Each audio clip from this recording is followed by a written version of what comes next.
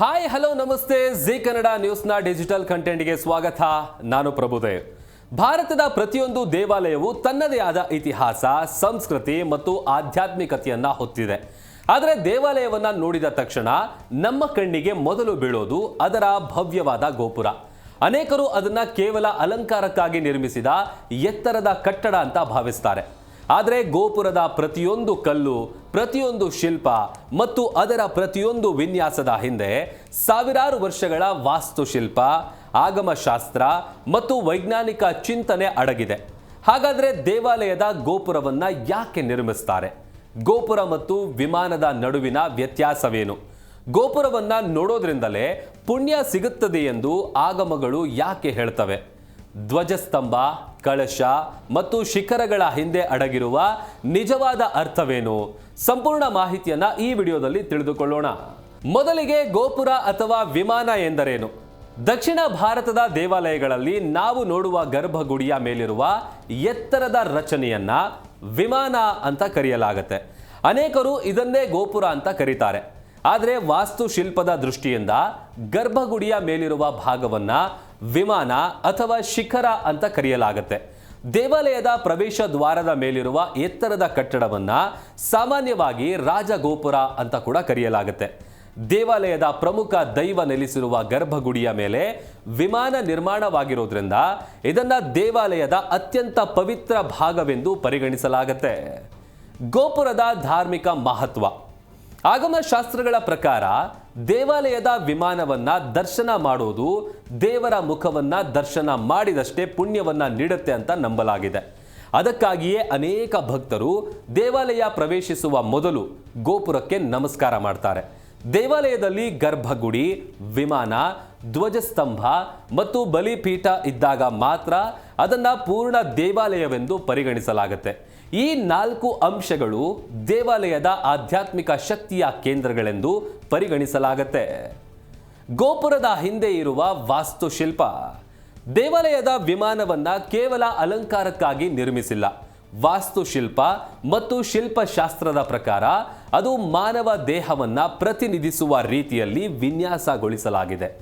ಅಧಿಷ್ಠಾನವು ಪಾದದಂತೆ, ಗೋಡೆಗಳು ದೇಹದಂತೆ, ಗ್ರೀವ ಕುತ್ತಿಗೆಯಂತೆ, ಶಿಖರ ತಲೆಯಂತೆ ಮತ್ತು ಕಳಶವು ಶಿರೋಭೂಷಣದಂತೆ ಪರಿಗಣಿಸಲಾಗಿದೆ. ಅಂದರೆ ದೇವಾಲಯವನ್ನೇ ಜೀವಂತ ದೈವಿಕ ರೂಪವಾಗಿ ಕಲ್ಪಿಸಿ ಅದರಂತೆ ನಿರ್ಮಿಸಲಾಗಿದೆ. ಈಗ ಗೋಪುರದ ವಿವಿಧ ಭಾಗಗಳು. ಒಂದು ಸಾಂಪ್ರದಾಯಿಕ ದ್ರಾವಿಡ ಶೈಲಿಯ ವಿಮಾನದಲ್ಲಿ ಅಧಿಷ್ಠಾನ, ಪಾದ, ಪ್ರಸ್ತಾರ, ಗ್ರೀವ, ಶಿಖರ ಮತ್ತು ಕಳಶ ಎಂಬ ಪ್ರಮುಖ ಭಾಗಗಳಿರುತ್ತವೆ. ಗ್ರೀವ ಭಾಗದಲ್ಲಿ 4 ದಿಕ್ಕುಗಳಲ್ಲಿ ದೇವತೆಗಳ ಶಿಲ್ಪಗಳನ್ನು ಕೆತ್ತಲಾಗುತ್ತೆ. ಕೆಲವು ದೇವಾಲಯಗಳಲ್ಲಿ ನಂದಿ, ಗರುಡ ಅಥವಾ ಸಿಂಹದ ಪ್ರತಿಮೆಗಳನ್ನು ಮೂಲೆಗಳಲ್ಲಿ ಅಳವಡಿಸಲಾಗುತ್ತೆ. ಈ ಪ್ರತಿಯೊಂದು ಭಾಗಕ್ಕೂ ತನ್ನದೇ ಆದ ಸಂಕೇತ ಮತ್ತು ಧಾರ್ಮಿಕ ಅರ್ಥ ಇದೆ. ದ್ರಾವಿಡ ಮತ್ತು ನಾಗರ ಶೈಲಿಯ ವ್ಯತ್ಯಾಸ. ಭಾರತದಲ್ಲಿ ದೇವಾಲಯಗಳನ್ನು ಮುಖ್ಯವಾಗಿ ದ್ರಾವಿಡ ಮತ್ತು ನಾಗರ ಶೈಲಿಯಲ್ಲಿ ನಿರ್ಮಿಸಲಾಗಿದೆ. ದಕ್ಷಿಣ ಭಾರತದ ದ್ರಾವಿಡ ಶೈಲಿಯಲ್ಲಿ ವಿಮಾನವು ಹಂತ ಹಂತವಾಗಿ ಮೇಲಕ್ಕೆ ಏರುತ್ತೆ. ಉತ್ತರ ಭಾರತದ ನಾಗರ ಶೈಲಿಯಲ್ಲಿ ಶಿಖರವು ವಕ್ರಾಕಾರದಲ್ಲಿ ಮೇಲಕ್ಕೆ ಬೆಳೆಯುತ್ತೆ. ಎರಡೂ ಶೈಲಿಗಳ ಉದ್ದೇಶ ಒಂದೇ ಆದರೂ ಅವುಗಳ ವಿನ್ಯಾಸ ಮತ್ತು ಕಲಾತ್ಮಕ ರೂಪ ಭಿನ್ನವಾಗಿರುತ್ತೆ. ಗೋಪುರದ ಮೇಲಿರುವ ಕಳಶದ ಮಹತ್ವ ತಿಳಿಯೋಣ. ಪ್ರತಿ ದೇವಾಲಯದ ಗೋಪುರದ ತುದಿಯಲ್ಲಿ ಒಂದು ಕಳಶ ಇರುತ್ತೆ. ಇದು ಕೇವಲ ಅಲಂಕಾರವಲ್ಲ. ಆಗಮ ಸಂಪ್ರದಾಯದಲ್ಲಿ ಕಳಶವನ್ನ ದೇವಾಲಯದ ಶಕ್ತಿಯ ಕೇಂದ್ರವೆಂದು ಪರಿಗಣಿಸಲಾಗುತ್ತೆ. ಕುಂಭಾಭಿಷೇಕದ ವೇಳೆ ಪವಿತ್ರ ಜಲವನ್ನ ಕಳಶದ ಮೇಲೆ ಅಭಿಷೇಕ ಮಾಡುವ ಮೂಲಕ ದೇವಾಲಯದ ಆಧ್ಯಾತ್ಮಿಕ ಶಕ್ತಿಯನ್ನ ಪುನರುಜ್ಜೀವನಗೊಳಿಸಲಾಗುತ್ತೆ ಅನ್ನುವಂತಹ ನಂಬಿಕೆ ಇದೆ. ಭಾರತದ ಪ್ರಸಿದ್ಧ ವಿಮಾನ ಗೋಪುರಗಳು. ತಮಿಳುನಾಡಿನ ತಂಜಾವೂರಿನ ಬೃಹದೀಶ್ವರ ದೇವಾಲಯವು ದ್ರಾವಿಡ ಶೈಲಿಯ ಅತ್ಯಂತ ಎತ್ತರದ ವಿಮಾನವನ್ನ ಹೊಂದಿರುವ ದೇವಾಲಯಗಳಲ್ಲಿ ಪ್ರಮುಖವಾಗಿದೆ. ಅದೇ ರೀತಿ ಗಂಗೈಕೊಂಡ ಚೋಳಪುರಂ, ಕಾಂಚೀಪುರಂನ ವರದರಾಜ ಪೆರುಮಾಳ್ ದೇವಾಲಯ, ಪುರಿಯ ಜಗನ್ನಾಥ ದೇವಾಲಯ ಮತ್ತು ಭುವನೇಶ್ವರದ ಲಿಂಗರಾಜ ದೇವಾಲಯಗಳು ತಮ್ಮ ವಿಶಿಷ್ಟ ವಿಮಾನ ಶೈಲಿಗೆ ಪ್ರಸಿದ್ಧವಾಗಿವೆ. ಈ ದೇವಾಲಯಗಳು ಭಾರತೀಯ ವಾಸ್ತುಶಿಲ್ಪದ ಅದ್ಭುತ ಉದಾಹರಣೆಗಳಾಗಿವೆ. ಗೋಪುರದ ಹಿಂದೆ ಅಡಗಿರುವ ವಿಜ್ಞಾನ. ಪುರಾತನ ಕಾಲದಲ್ಲಿ ಎತ್ತರದ ಗೋಪುರಗಳು ದೂರದಿಂದಲೇ ದೇವಾಲಯದ ಸ್ಥಳವನ್ನ ಗುರುತಿಸಲು ಸಹಾಯ ಮಾಡ್ತಾ ಇದ್ವು. ಜೊತೆಗೆ ಶಿಲ್ಪಿಗಳು ಗಾಳಿ, ಬೆಳಕು ಮತ್ತು ಭಾರದ ಸಮತೋಲನವನ್ನ ಗಮನದಲ್ಲಿಟ್ಕೊಂಡು ಈ ರಚನೆಗಳನ್ನ ನಿರ್ಮಿಸಿದ್ರು.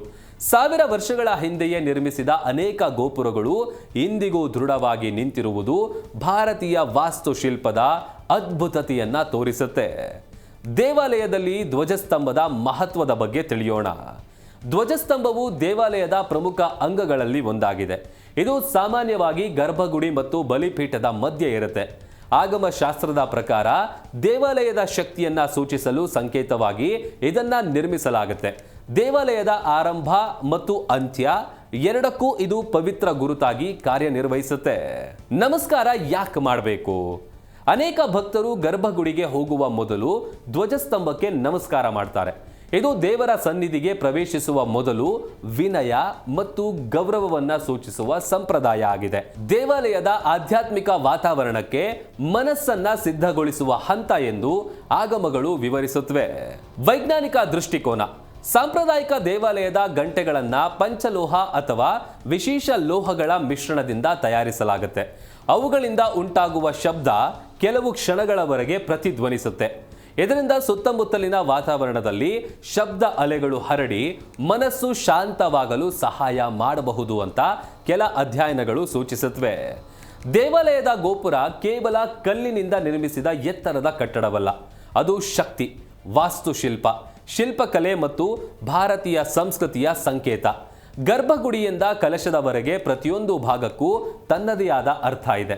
ಅದಕ್ಕಾಗಿಯೇ ಸಾವಿರಾರು ವರ್ಷಗಳ ನಂತರವೂ ದೇವಾಲಯಗಳ ಗೋಪುರಗಳು ಭಕ್ತರನ್ನ ಮಾತ್ರವಲ್ಲ, ವಾಸ್ತುಶಿಲ್ಪಗಳನ್ನು ಮತ್ತು ಇತಿಹಾಸಕಾರರನ್ನು ಆಶ್ಚರ್ಯಗೊಳಿಸುತ್ತಿವೆ.